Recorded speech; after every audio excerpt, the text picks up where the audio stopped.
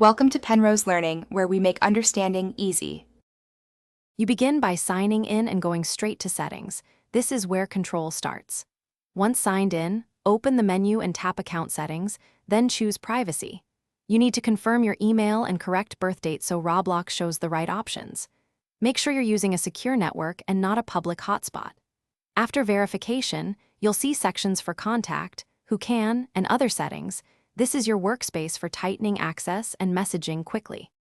Now focus on communication controls to reduce unwanted contact.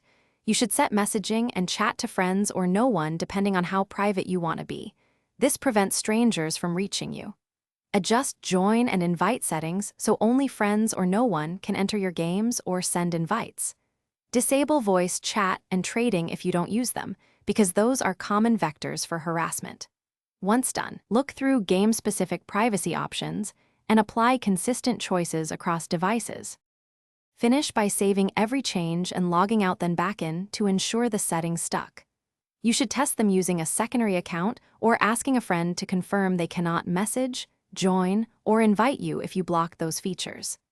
If certain options are unavailable, make sure your birth date is correct and your email is verified, because Roblox restricts features by age.